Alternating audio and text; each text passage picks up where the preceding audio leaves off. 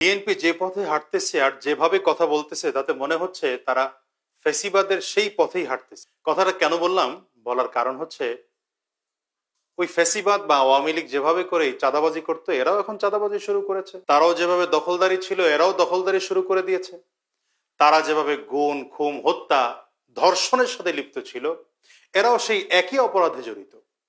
শুধু তাই না, এই সকল অপরাধীদের যারা সমালোচনা করছে বা প্রতিবাদ করছে, এদের বিরুদ্ধে নোংরা ভাষায় প্রতিবাদ করা শুরু করেছে। ওই আওয়ামী লীগ যেভাবে করত, এরাও ঠিক সেভাবেই আরম্ভ করেছে।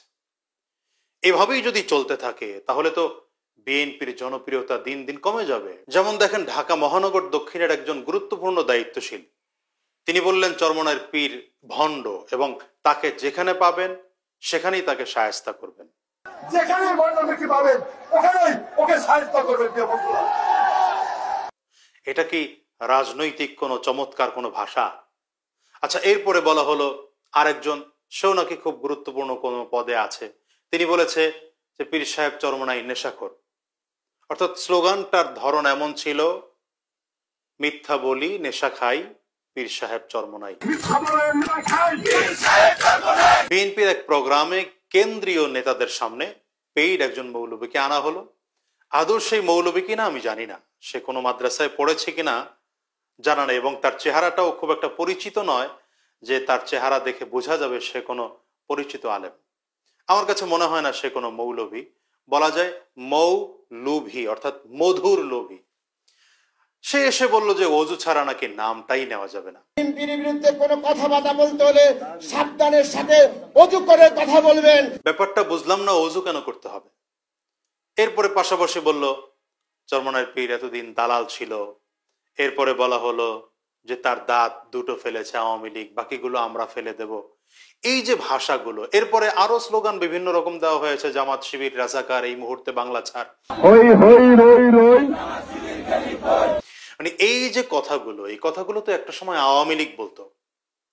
তাহলে কি আওয়ামী লীগের নতুন ভার্সন বিএনপি? এই পেইড মৌলবী যারা আছে এরা 500 টাকা আর এক প্যাকেট বিরিয়ানি আর একটা ডিম পেলেই তো এদের ফতোয়া ঘুরে যায়, কখনো ওদের পক্ষে কখনো এদের পক্ষে।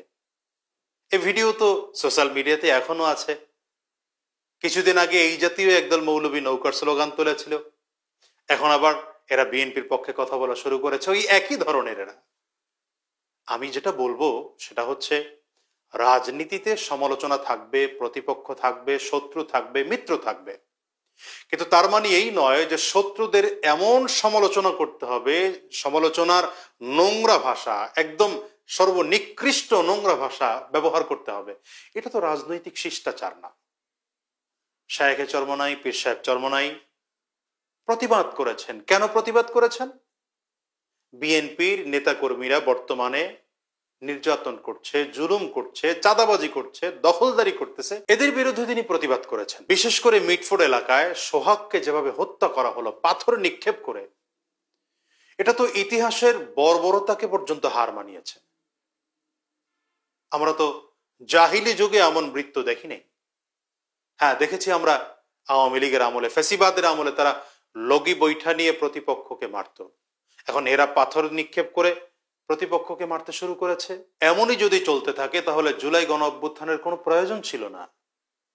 আবু সাঈদ আর মুগ্ধের জীবন দেওয়ার, হাজারো মানুষের রক্ত আর আহত হওয়ার প্রয়োজন ছিল না। এই পরিবেশগুলো টিকিয়ে রাখার জন্য শায়েখে চরমনাই, পীর সাহেব চরমনাই প্রতিবাদ করেছেন। আপনি যদি তাকে প্রতিপক্ষ মনে করে ঘৃণ্য ভাষায় আঘাত করতে থাকেন, তাহলে রেজাল্ট দাঁড়াবে এটা যে পীর সাহেব চরমনাই বা ইসলামী আন্দোলন দিন দিন জনপ্রিয়তা তাদের বাড়তেই থাকবে আর বিএনপির জনপ্রিয়তা কমতেই থাকবে। সুতরাং রাজনীতিতে নোংরামি নয়, আসুন সুস্থ রাজনীতির চর্চা করি। সবাই ভালো থাকবেন, সুস্থ থাকবেন। ইনকিলাব জিন্দাবাদ, বাংলাদেশ জিন্দাবাদ।